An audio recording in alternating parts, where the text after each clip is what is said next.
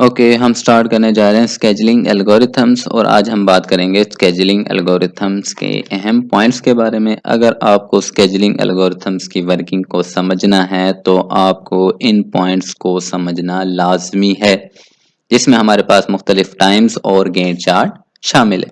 Scheduling algorithms की बात करें तो स्केजुलिंग एल्गोरिथम ये डिसाइड करता है किस प्रोसेस ने नेक्स्ट एग्जीक्यूट होना है सीपीयू के लिए। ठीक है, सीपीयू के पास जिसने जाना है एग्जीक्यूशन के लिए वो डिसाइड करता होता है हमारा स्केजुलिंग एल्गोरिथम, जिसमें हमारे पास first come first serve, shortest job, round robin, priority, multi level queue और मल्टी लेवल फीडबैक क्यू शामिल है।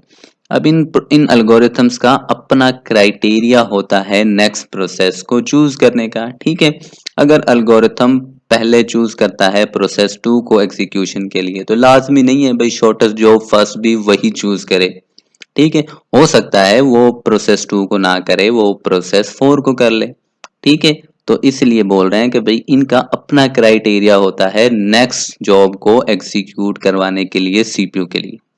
ठीक है, उसके बाद हम जो हमारा मेन जो पॉइंट है वो है हमारे टाइम्स, इनको समझना लाजमी है। ठीक है, तो सबसे पहले आ जाता है arrival time, the time eight which process enter the ready queue. जब एक प्रोसेस रेडी क्यू यानी हमारी रैम में शामिल होता है एग्जीक्यूशन के लिए कि भाई अब मैं तैयार हूं, मुझे बस सीपीयू का इंतजार है, तो वो जो जिस टाइम वो एंटर हुआ वो हमारा कहलाता होता है अराइवल टाइम। फॉर एग्जाम्पल आप एक कॉलेज के स्टूडेंट हो, आप किसी कॉलेज में क्लासेस लेने जाते हो, तो जिस टाइम आप एंटर होते हो, जैसा कि आप एंटर हुए हो 8 AM पे, तो 8 आपका क्या होगा, अराइवल टाइम होगा। उसके बाद आता है स्टार्ट टाइम। स्टार्ट टाइम में the time eight which process actually begin the execution on CPU. जब आपका प्रोसेस एग्जीक्यूट होगा जिस टाइम पे, उस टाइम को बोलते हैं स्टार्ट टाइम। ठीक है, जैसा कि आप एंटर किस टाइम पे हुए हो 8 AM, लेकिन आपकी क्लास कब स्टार्ट हुई है 8:15 पे। ठीक है, 8:15 पे, तो ये आपका क्या होगा, स्टार्ट टाइम होगा। ठीक हो गया, इसका भी कोई फार्मूला नहीं होता, इसका भी कोई फार्मूला नहीं होता। उसके बाद हमारा burst time, the total time required by process for execution. जितना भी टाइम एग्जीक्यूट होने के लिए लगेगा वो हमारा कहलाता है बर्स्ट टाइम। जैसा कि आपकी क्लास अब 1 घंटे में खत्म होगी, तो 1 घंटे का जो दौरानिया है वो हमारा कहलाता है बर्स्ट टाइम। उसके बाद completion time, the time eight which process finish it's execution completely. जब आपका प्रोसेस आपकी एग्जीक्यूशन को कंप्लीट कर लेगा वो हमारा कहलाता होता है कंप्लीट टाइम। जैसा कि आपकी क्लास खत्म होगी 9:15 पे, 1 घंटे की थी ना, तो 9:15 जो वाला ये जो टाइम है ये हमारा कहलाएगा कंप्लीट टाइम। ठीक है, बस टाइम एक दुरानिया है। ठीक है, यानी कि 1 घंटे का जो दुरानिया है और ये एग्जैक्ट टाइम है 9:15।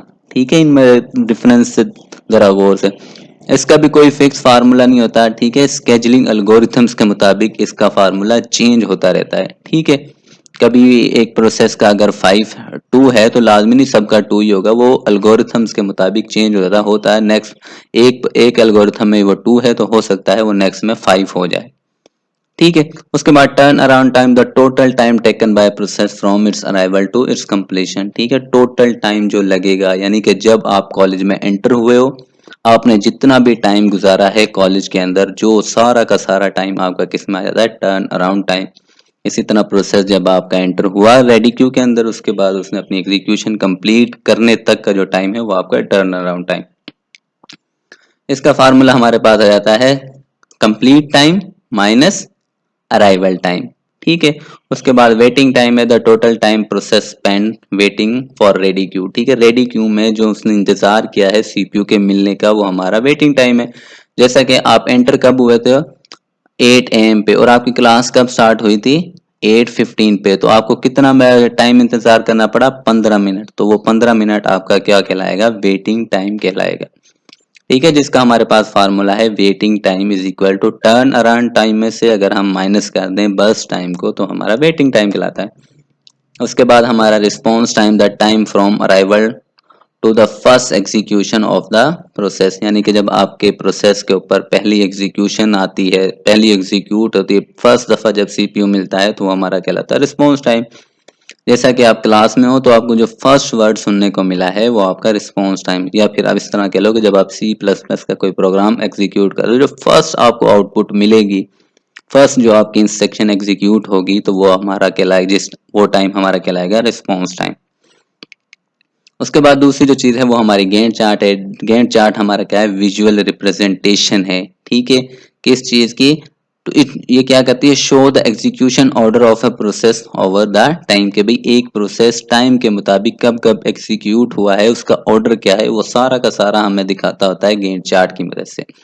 जैसा कि ये हमारा एक प्रोसेस स्टार्ट कब हुआ, वो स्टार्ट टाइम, फिर उसके बाद वो कौन सा वाला प्रोसेस है, प्रोसेस 1 है या 2 है, वो हमारा यहाँ पे होगा, ठीक है। उसके बाद उस प्रोसेस ने अपनी एग्जीक्यूशन कंप्लीट कब की, वो हमारा कहलाएगा एंड टाइम, ठीक है। इस तरह सेकंड प्रोसेस उसका फिर वो जो उसका दूसरे का एंड टाइम, वो इसका क्या बन गया, प्रोसेस 2 का स्टार्ट टाइम, फिर उसका एंड टाइम उसी तरह कंटिन्यू रहेगा, ठीक है।